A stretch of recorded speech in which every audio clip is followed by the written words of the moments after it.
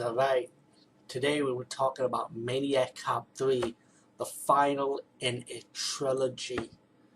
Before I start, let me just say that if Hollywood is going to remake this movie, they want to do a Maniac Cop 4. I'm going to be honest, just leave it as a trilogy, just end it right there. But if they're going to remake it, I think the same people that did the Silent Night remake should do the Maniac Cop remake because they did a good job on Silent Night and they made it their own. And hopefully they could make Maniac Cop. If they did a Maniac Cop remake, I know these people, they'll make it their own. So yeah, if anybody's gonna do that, let the same creators of Silent Night remake do this. But besides that, Maniac Cop 3, silly moment, yeah, but you know what? I love it. You got your famous car chase scenes again. 1, 2, and 3. Oh yeah, car chase scenes in Maniac Cops are always fun, man. I don't know why. I never had fun watching a car chase scene in a long time. I don't care, man. I don't care what anybody says. We can debate it. We can argue about it. But I enjoy the car chase scenes in Maniac Cop trilogy even more.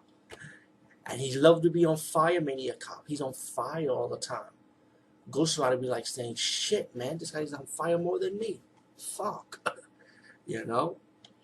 Maniac Cop 3, Matt Cordell's back from the dead thanks to a voodoo priest who resurrected his body. And I guess he's trying to say that Maniac Cop was voodoo in the first place. Like he came back from the dead because of voodoo priest. That's what they're trying to say in part 3. But actually, this is just kept it how they did in part 1. That hey, Matt Cordell was dead, but he came back he had some life left in him, and he comes back on a killing spree. She had done it like that, but you know what? Like I said, Maniac Cop 3, I kind of let it go. Fine, let's do the voodoo thing with him. Matt Cordell's back from the dead, and he's killing innocent people. He's killing corrupted people, doing what he does. Meanwhile, you got the detective from the second movie, the hero from the second movie, not Bruce Campbell, because he died at the beginning of the second movie. But you got the hero.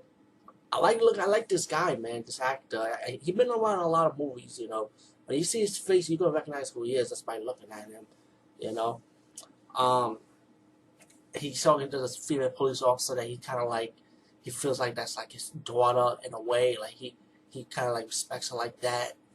And then one day there was a robbery, and the female cop that the detective respects like that's his own daughter was in a robbery, and she goes around trying to save this female who was being robbed by this crook in the pharmaceutical bodega,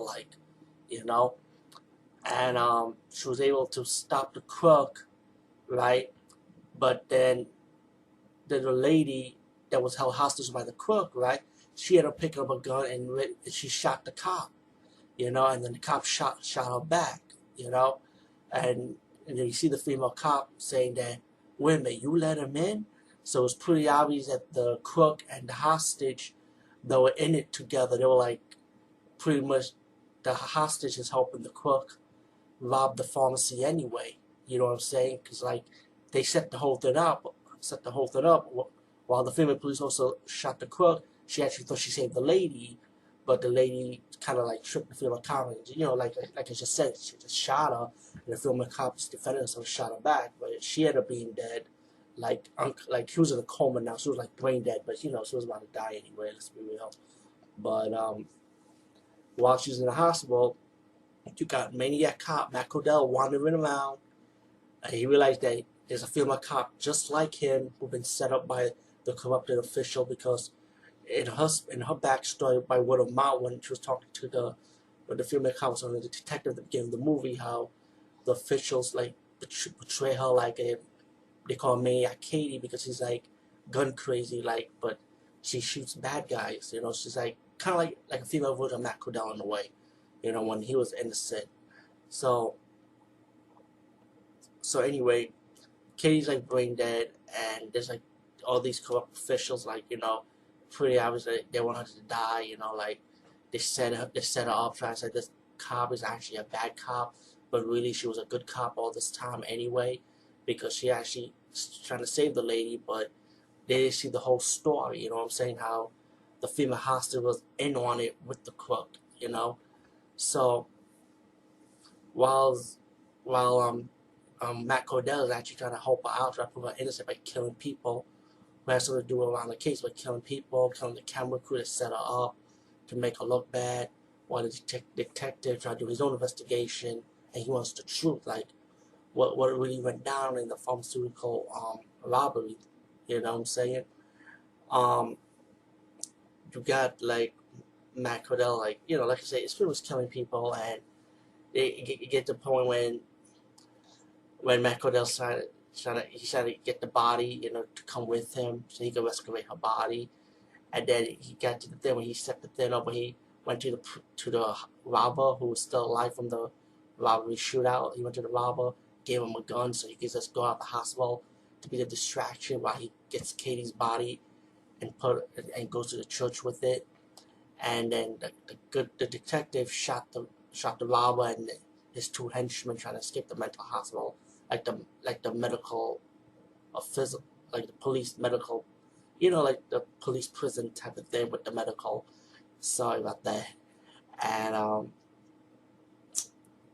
so the cops shoot them out, and he just found out that Katie had been kidnapped by Matt Cordell. Like, he knew that Matt was alive because the police told him that he's around. He both of you follow the same path.